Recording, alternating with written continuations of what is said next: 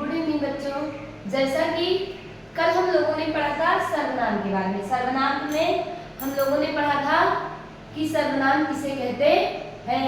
मुख्यतः बोलचाल की भाषाओं में 11 सर्वनाम होते हैं, उसको हमने पढ़ा था। और सर्वनाम के कितने भेद होते हैं उसके बारे में, यानी कि सर्वनाम के 6 भेद होते हैं। 6 भेदों के बारे में हम लोगों ने विस्तृत अध्ययन किया था, अच्छे से उसको जाना था। उसके बाद बच्चों आज हमारा एक नया टॉपिक स्टार्ट होता है, क्रिया। तो हम बच्चों आज हम क्रिया के बारे में देखेंगे कि क्रिया क्या है। क्रिया यानी क्रिया, पहले तो हमें ये जानना है कि क्रिया क्या है। क्रिया मतलब क्या होता है? तो क्रिया मतलब होता है काम। काम, क्रिया मतलब हमारा हो गया काम। क्रिया को हम क्या कहेंगे? काम कहेंगे। उसके बाद हम क्रिया की परिभाषा जानते हैं कि जिस शब्द में किसी काम के करने या होने का पता चलता है उसे हम क्रिया कहते हैं। तो बच्चों हम देखते हैं कि परिभाषा, पहले हम देखेंगे परिभाषा। जिस शब्द से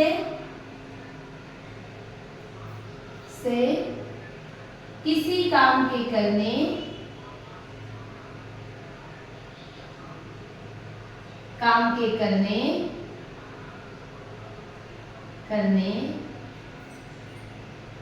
या होने का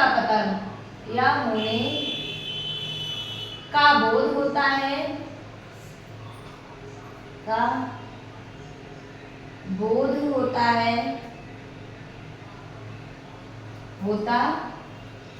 है,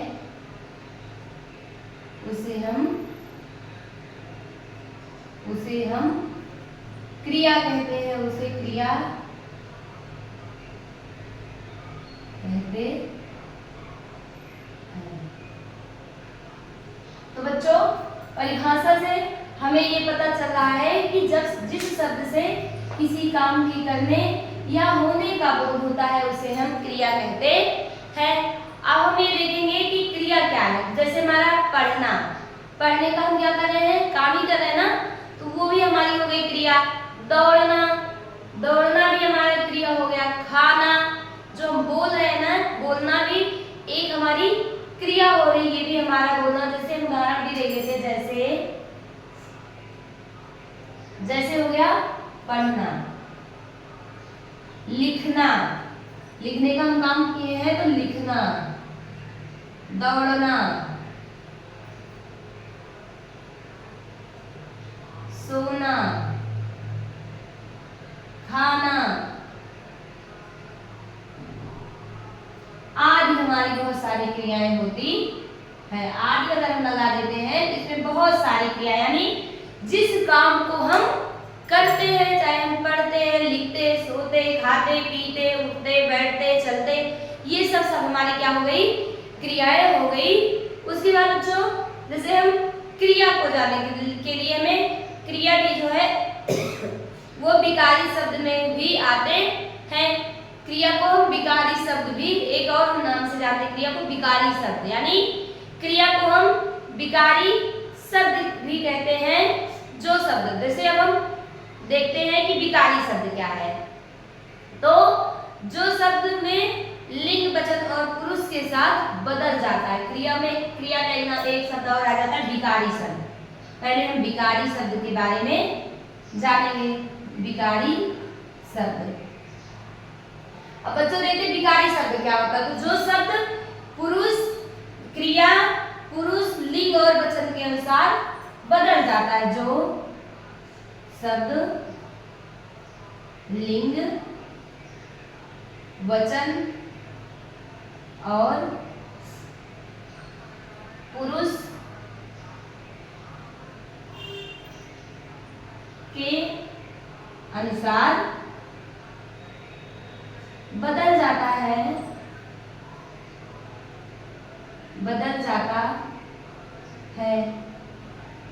उसे विकारी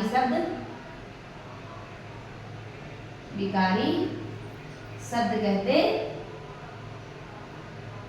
कहते हैं। तो बच्चों हमें क्रिया को जानने के लिए हमें विकारी शब्द को भी जानना पड़ेगा कि विकारी शब्द क्या होते हैं। पहले हम विकारी शब्द को जानेंगे। विकारी शब्द जो शब्द लिंग, वचन और पुरुष के अनुसार बदल जाते हैं उसे हम विकारी शब्द कहते हैं। यही हमारी क्रिया भी होती है। तो इसके माध्यम से हम क्रिया के बारे में समझेंगे। जैसे हम देखते हैं मोहन ने रोटी बनाया, तो मोहन क्या हो गया हमारा, मोहन ने रोटी बनाया, मोहन ने रोटी बनाया। तो मोहन क्या हो गया हमारा, कर्ता हो गया, और रोटी क्या हो गई हमारा, रोटी क्या हो गई, ये हमारी हो गई कर्म, और बनाया हो गया हमारा क्रिया। तो यहाँ पुरुष जो है वो क्या है, पुरुष हमारा मोहन हो गया। तो जो है हमारा क्रिया भी यानी कर्ता के साथ क्रिया भी बदल जाती है। तो क्रिया हमारी हो गई बनाया। अगर इसे इसी जगह पे होता है गीता ने रोटी बनाई, तो गीता हमारी हो गई स्त्रीलिंग में, गीता ने रोटी बनाई। तो यहाँ पे देखो बच्चों, यहाँ पे लिंग चेंज हुआ है। यहाँ मोहन है तो पुल्लिंग हो गया, यहाँ गीता है तो स्त्रीलिंग हो गया। रोटी दोनों जगह पे कर्म हो गया, और बनाया जो है वो हमारा क्या आ गया है, पुरुष आ गया। यानी क्रिया भी हमारी क्रिया बदल गई है, बनाया हो गया, यानी पुल्लिंग है तो क्रिया बदली बनाया हो गया, और स्त्रीलिंग है तो यहाँ पर बनाई हो गया। यानी कर्ता के अनुसार जो है वो हमारी क्रिया भी बदलती है, कर्ता के अनुसार क्रियाएं भी बदलती है। अब बच्चों हमें ये जानना है, क्रिया को जानने से पहले हमें धातु के बारे में जानना है कि धातु क्या है। जब हम धातु को समझ लेंगे तो क्रियाएं जो है वो हमें आसानी से समझ में आ जाती है। तो पहले बच्चों हम धातु के बारे में देखते हैं कि धातु क्या है। अब हमने क्रिया के बारे में समझा, क्रिया की परिभाषाएं समझी, और विकारी शब्द जो क्या है जिससे हमारी क्रियाओं का निर्धारण होता है कि कौन सी क्रिया है, कौन सी कर्म है, कौन सा कर्ता है। उसके बाद बच्चों हम धातु के बारे में समझेंगे कि धातु क्या है। धातु को अगर हम समझते हैं तो क्रिया हमें बहुत आसानी से समझ में आ जाएगी। तो बच्चों हम धातु के बारे में देखते हैं। धातु, धातु क्या है, पहले हम धातु के बारे में समझेंगे। धातु तो हम ऐसे कहते हैं कि धातु क्रिया के मुख्य रूप को धातु कहते हैं, क्रिया के मूल रूप को हम धातु कहते हैं। धातु क्रिया के मूल रूप को धातु कहते हैं। क्रिया के, अब हम धातु के बारे में देखेंगे धातु क्या है। तो क्रिया के मूल रूप को धातु कहते हैं। तो मूल क्या होगा, जैसे हमारा हो गया लिखना, उदाहरण में देखते हैं लिखना। लिखना में लिख हमारी हो गई धातु, और ना जो है हम इसको प्रत्यय लगा देते हैं तो बन जाता है हमारा लिखना, यानी मूल रूप जो मुख्य हो। जैसे पढ़ना, पढ़ना में पढ़ धातु हो गई, ना उसमें जो प्रत्यय लगा दिया गया है। दौड़ना, दौड़ना में भी अब इसमें हमें दौड़ना देना है, तो दौड़ना में हमारी दौड़ धातु थोड़ी ना होगी, धावती होगी, दा धातु होगी, और ना हमारा प्रत्यय हो गया। इसी तरीके से हमारी क्रिया, इसी से हम क्रिया का निर्धारण कहते हैं कि लिख धातु और ना प्रत्यय लगाने पर हमारा बन गया लिखना, जो हो गई हमारी क्रिया। ऐसे पठ धातु में, पठ धातु में ना प्रत्यय लगाने पे हमारा बन गया है पढ़ना, ये हमारी हो गई क्रिया। यानी हम क्रिया के माध्यम से ही धातु को जानते हैं। धातु के माध्यम से हम क्रिया के बारे में जानेंगे, यानी पठ धातु और ना हम उसमें जोड़ दिए, ना प्रत्यय लगा दिए तो हमारा बन गया पढ़ना। लिखना, लिख धातु और ना प्रत्यय जोड़ने पर हो गया हमारा लिखना, यानी मूल मुख्य हमारा क्या हो गया लिख, और ना प्रत्यय प्रत्यय जोड़ने पर जो है वो हमारा हो गया लिखना। तो ऐसे हम बहुत सारी धातुएं हैं जो है बनती, यानी धातुओं से हमारी क्रियाएं बनती हैं। मुख्य रूप से हमारी धातु होती है, उसमें हम प्रत्यय जोड़ देते हैं तो वो बन जाता है हमारा क्रिया। जैसे हमारा लिखना हो गया, लिख धातु हो गई, ना प्रत्यय जोड़ करके हमने क्रिया बना लिया लिखना। दौड़ना में ना प्रत्यय जोड़ दिया तो हमने बना लिया दौड़ना।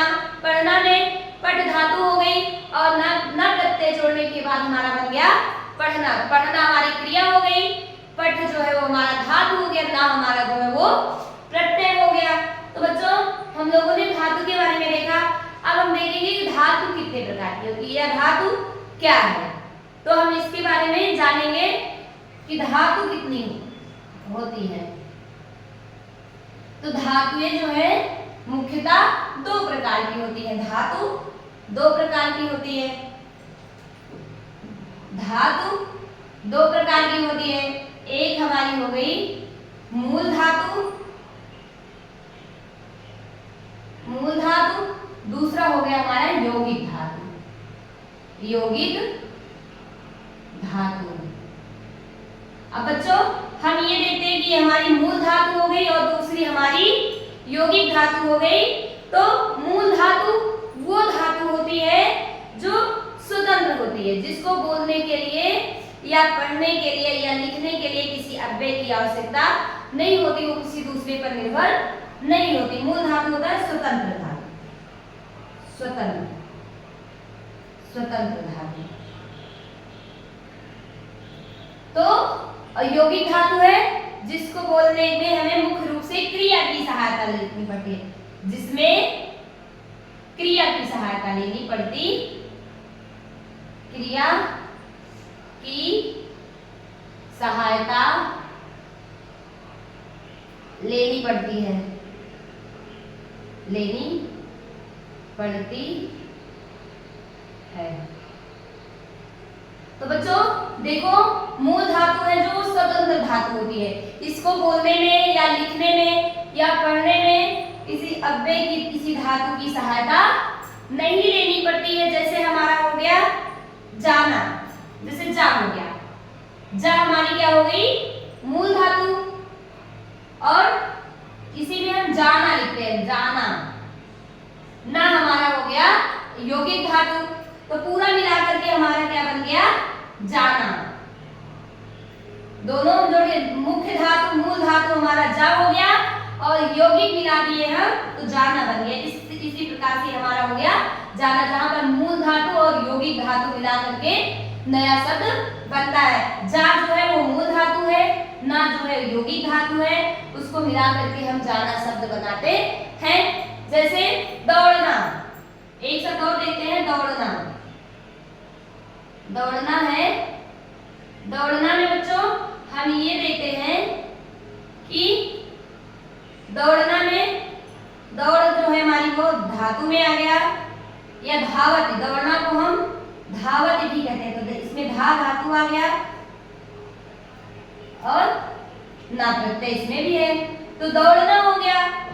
उसके बाद जो है ऐसे लिखना हो गया। जैसे हम देखते हैं लिखना, हम लिखना के बारे में एक बात देख लेते हैं। लिखना,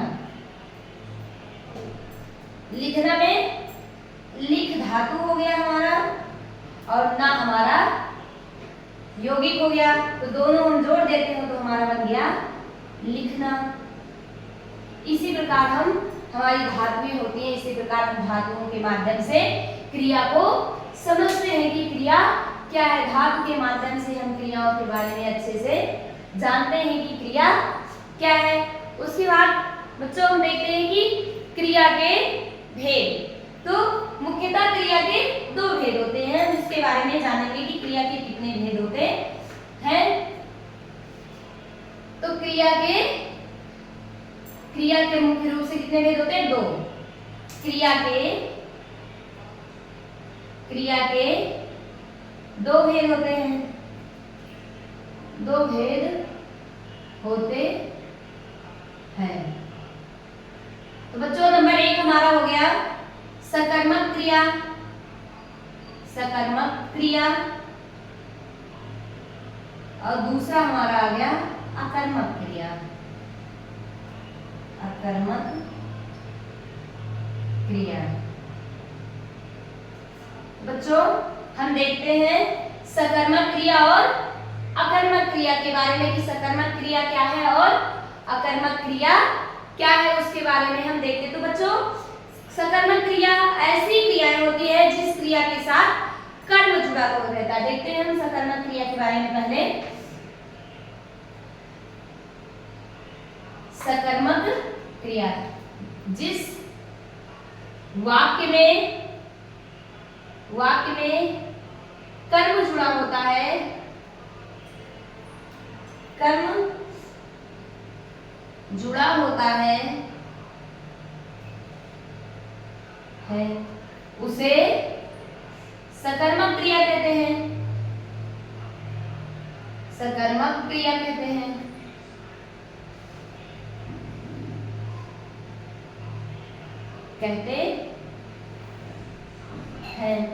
जिस वाक्य में कर्म जुड़ा होता है उसे हम सकर्मक क्रिया कहते हैं। जैसे हमारा हो गया वह आम खाता है, वह आम खाता है।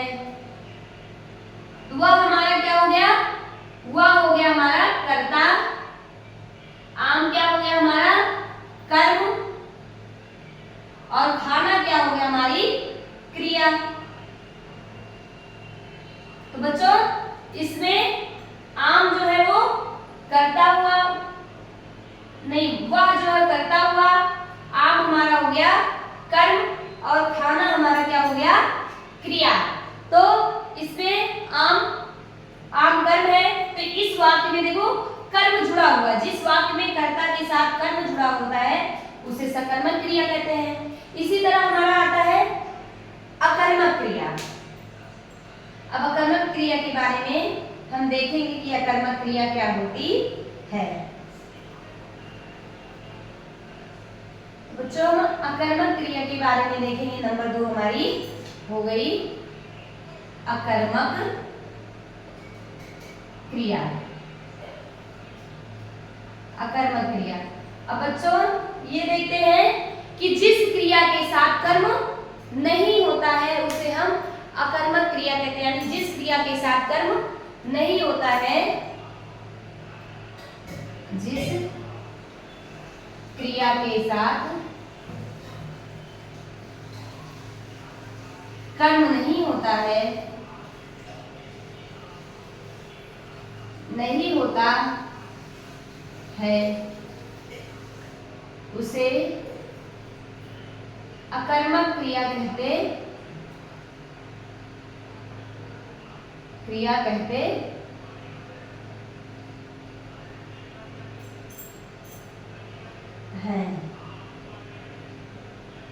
जिस क्रिया के साथ कर्म नहीं होता है उसे अकर्मक क्रिया कहते हैं। जैसे हमने एक उदाहरण आप लोगों को बताया सकर्मक क्रिया में कि वह आम खाता है, तो आम क्या हमारा हो गया, वो हो गया हमारा कर्म, आम हो गया कर्म, और इसमें कर्म नहीं होता है। तो जैसे वह खाता है, वह खाता, वह हो गया हमारा कर्ता, खाना क्या हो गई हमारी क्रिया। यानी बच्चों ये हमें समझ में आया सकर्मक क्रिया में जिस क्रिया में कर्म होता है उसे हम सकर्मक क्रिया कहते हैं, और जिस क्रिया में कर्म नहीं होता है उसे हम अकर्मक क्रिया कहते हैं। इसमें एक उदाहरण और देते हैं, वह रोता है, वह रोता है, वह हो गया कर्ता, और रोना क्या हो गई हमारी क्रिया। यानी जहां पे कर्म नहीं होता है उसे हम अकर्मक क्रिया कहते हैं, और जहां पे कर्म होता है उसे हम सकर्मक क्रिया कहते हैं। तो बच्चों आज की क्लास में बस इतना ही। आगे की क्लास में हम क्रिया के और बहुत सारे भेदों के बारे में जानेंगे कि क्रिया के और कितने भेद होते हैं। यानी क्रिया के अभी 6 भेदों के बारे में हम मुख्य रूप से जानेंगे और विस्तृत अध्ययन करेंगे नेक्स्ट क्लास में। तब तक के लिए धन्यवाद।